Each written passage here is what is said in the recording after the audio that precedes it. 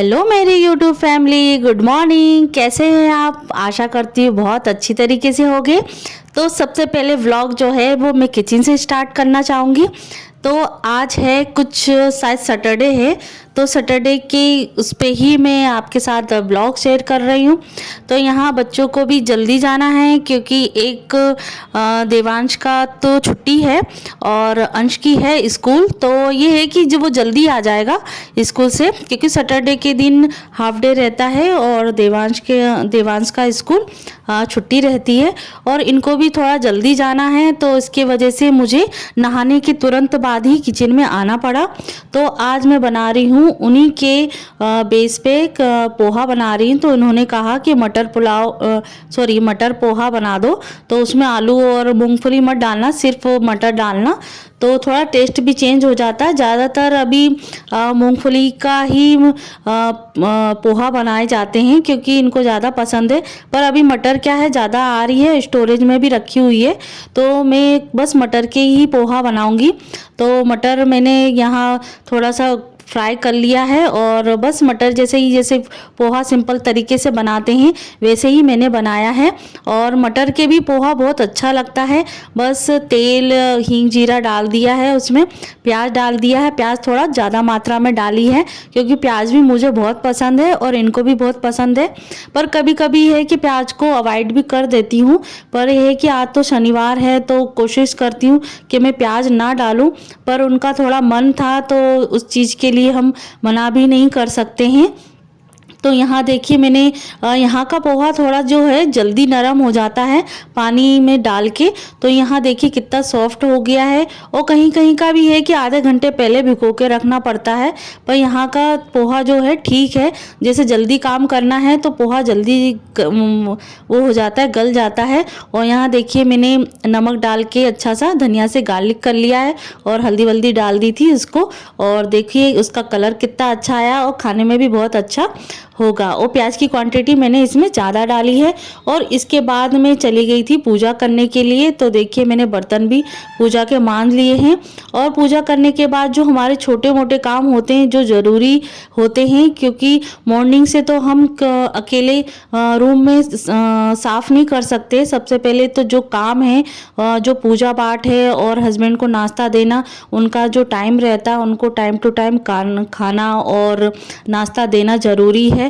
और ये काम तो है उनके जाने के बाद भी हो सकता है। तो सबसे पहले बच्चे और हस्बैंड को ज़रूरी है खाने पीने से रिलेटेड, तो उनके जाने के बाद ही ये सब चीज़ें छोटी मोटी होती रहती हैं, तो बड़ी ही, क्योंकि इन्हीं छोटी चीज़ों से हमारा जो घर है वो क्लीन दिखता है।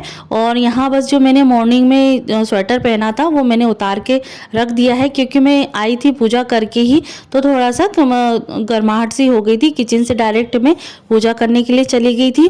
और यहाँ बस ये है कि यहाँ थोड़ा टेम्परेचर जो है वो गर्माहट वाला है, पर यह है कि प्रॉपर तरीके से ठंड नहीं है। और कभी कभी मॉर्निंग में मतलब 6 से 7 बजे के बीच थोड़ी सी ठंड लगती है, तो ये कि स्टॉल से काम चल जाता है। और जैसे नॉर्मली आधे 1 घंटे के लिए स्वेटर पहनना है तो वो चल जाता है। तो यहाँ मैंने सॉक्स भी थोड़ा सा जो जूती वाले शेप में आते हैं ना सॉक्स, वो मैंने पहन लिए है। तो ये है कि पूरी बॉडी थोड़ा टेम्परेचर ठीक रहेगा, इससे क्या ठंड नहीं रहेगी, क्योंकि फर्श जो है बहुत ज़्यादा ठंडा हो जाता है। तो फिर मैं आ गई थी किचन में, मैंने अपना जो रूम है वो कर लिया है क्लीन। और आज मैं इनके लिए बनाऊंगी दाल, क्योंकि ये दाल और भी सब्जी रखी हुई है, वो मैं आपके साथ शेयर करूंगी। और बस ये है कि ये चले गए थे नाश्ता करके ऑफिस। वो खुद थोड़ी देर के लिए ही गए थे क्योंकि आज सैटरडे है, तो इनका भी हाफ डे ही जैसे ही समझो, मतलब 2-3 घंटे के लिए ही जा रहे हैं। तो बस यहाँ तब तक मेरी पूजा वूजा सब चीज़ जो मेन काम है वो निपट चुके हैं। और बस यहाँ मैंने दूध भी चढ़ा दिया है क्योंकि दूध वाले भैया भी मैक्सिमम 9 से 10 बजे के बीच में आ ही जाते हैं। और यहाँ मैंने दाल गला दी है और दाल गलाने मतलब सीटी लगाना है।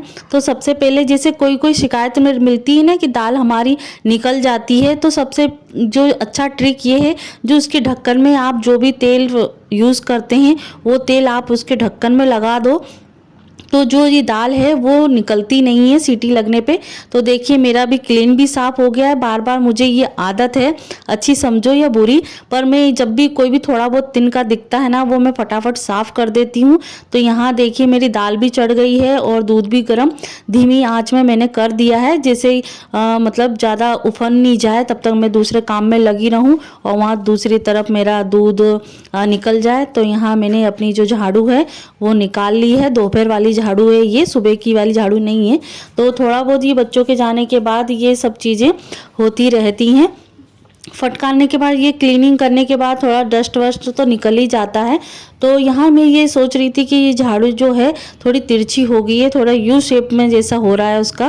तो ये है कि एक ही एंगल से इसको झाड़ू लगाए ना तो इसका जो शेप है ना वो बिगड़ जाता है। तो अभी कुछ दिनों तक मैं ये सोच रही हूँ कि फरवरी का महीना जो है वो पूरी तरीके से मैं इस झाड़ू से निकाल लूँ और फिर मैं मार्च में होली के टाइम पे तो ये मैं नई झाड़ू निकालूंगी मैं। तो यहाँ देखिए मैंने झाड़ू लगाने के बाद ये छोटे मोटे जो मेरे डेली के जो कपड़े हैं बच्चों के जो नहा धो के गए हैं स्कूल, तो उनके कपड़े में गला के रख देती हूँ। और जब तक मैं अपना छोटा मोटा काम करूँगी, खाना बनाऊँगी, उसके बाद ये मैं कपड़े धो दूँगी। और बस यहाँ मैं गलाने के ये है कि गलाने से आधे घंटे पहले गला दो ना तो ये कपड़े जो है क्लीन हो जाते हैं और थोड़ा जो मेल वेल थोड़ा भी रहता है। और वैसे डेली के कपड़े इतने ज़्यादा गंदे नहीं होते, बच्चों के ही होते हैं। जो उनके दो से तीन कपड़े तो डेली के स्कूल ना हो तो 2 से 3 कपड़े हो ही जाते हैं। तो यहाँ देखिए मेरी दाल भी अच्छी तरह से गल गई है, तो उससे रही से मैंने उसको मथ लिया है। और ये घर की ही दाल है, इसको घर पे ही बनाया गया है, क्योंकि जो साबुत दाल होती है ना उसको इसकी जो ट्रिक है और जो ये रेसिपी है जो दाल है वो एक बनाने का तरीका भी होता है। साबुत दाल लेके आ जाओ तो वो हम घर पे भी बना लेते हैं, क्योंकि सस्ती भी मिलती है और स्वाद भी बहुत अच्छी तरीके से आता है। और यहाँ मैंने दूसरी तरफ देवांश के लिए फीकी दाल जो बिना तड़के वाली दाल निकाल ली है, क्योंकि दाल चावल बनेंगे ना तो इसकी वजह से वो दाल चावल अच्छी तरीके से खा लेता है, मिर्ची वाली तड़का वाली नहीं खाता है।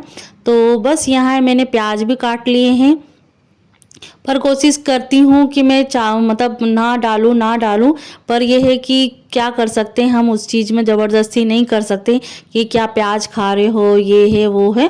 पर यह है कि दाल बिना प्याज की भी अच्छी नहीं लगती है और अच्छी भी लगती है बिना, ऐसा नहीं है कि सात्विक खाना बहुत अच्छा लगता है, टेस्टी भी लगता है। पर यह है कि उनको बिना प्याज के दाल या कोई भी सब्ज़ी ज़्यादातर अच्छी नहीं लगती है।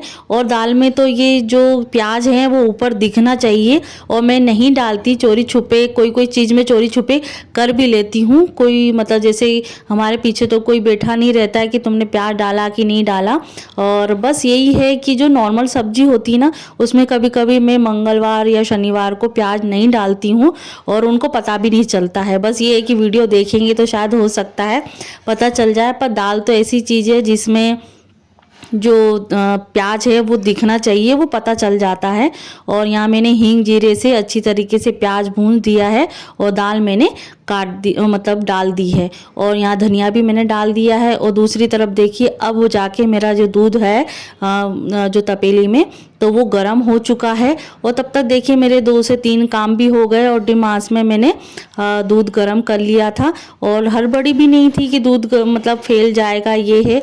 और फिर मैंने फटाफट से आटा भी गूंद लिया है और उसी कुकर में मैंने चावल भी रख दिए हैं, जिसमें मैंने दाल बनाई थी ना उसको थोड़ा सा ऐसे पानी में धो दिया है और उसी में मैंने चावल डाल दिए हैं। और इससे क्या हमारी बर्तन की भी बचत होती है, धोने का जो सर्फ है, जो आप साबुन यूज़ करते हैं उसका भी हमारी बचत होती है और धोने का भी इतना ज़्यादा झंझट नहीं होता, बर्तन थोड़े कम ही होते हैं तो इसके वजह से। और खाना भी हम क्या करते हैं कभी कभी, और जैसे मैं हस्बैंड की थाली में मैं खा लेती हूँ और मम्मी पापा की थाली में खा लेते हैं, तो उससे भी थोड़ा सा ये है कि बर्तनों की बचत होती है। और कभी कभी ऐसा नहीं है कि हम थाली में ही उनकी थाली में खाते, कभी कभी सेपरेट भी खा लेते हैं और कभी कभी साथ में भी खा लेते हैं, ऐसा नहीं है। और यहाँ बस मैंने गाय की रोटी भी निकाल दी है और शक्कर डाल दी है तो आप शक्कर जैसे ना डालना चाहें, और सॉरी मैंने दाल डाली है, शक्कर जैसे शक्कर डालना चाहें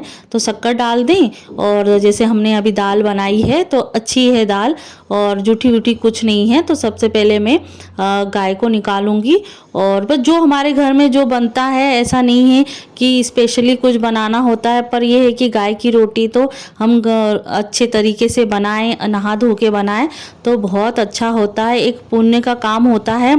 उससे हमारी क्या है, जो संबंधी होती है, सुख संबंधी होती है, वो अच्छा होता है, हमारे घर में खुशहाली आती है। और जो रात की रोटी रहती है, मैं रात को ही रोटी कुत्ते की मतलब डॉगी की निकालती हूँ। और यहाँ देखिए इनका खाना भी बन गया है, हरा धनिया की चटनी, रोटी और करेला, भरमा करेला है, और दाल के साथ तो भरमा करेला हुआ, अब भरमा भिंडी हुई तो बहुत अच्छी तरीके से लगती है। और बस ये है कि इनका थोड़ा सा अभी ये चावल जो हैं वो मैंने जो 2 तरीके के चावल मम्मी लेके आई थी, एक पुलाव वाले हैं और एक ये टुकड़ी वाले जो चावल होते हैं, तो वही मैंने कर दिए। और ये है अब अंश के स्कूल आने का टाइम है, मतलब ये 12 बजे के आसपास का टाइम हो गया है। तो बस यहाँ बच्चे खाना खा रहे हैं और देवांश को भी मैं दाल चावल खिला रही हूँ। तो बस यही है, आशा करती हूँ आपको ये वीडियो अच्छा लगा होगा और कुछ भी यूज़फुल लगा होगा। तो प्लीज़ मेरे चैनल को सब्सक्राइब कीजिएगा और लाइक करके जाइएगा। और जो ये सीरियल बच्चे देख रहे हैं बहुत अच्छा है, टीटी पो करके एक वीडियो है, ये जो बच्चे देख रहे हैं बहुत अच्छा है, आप भी देखिएगा, बड़े भी बच्चे खुश हो जाते हैं।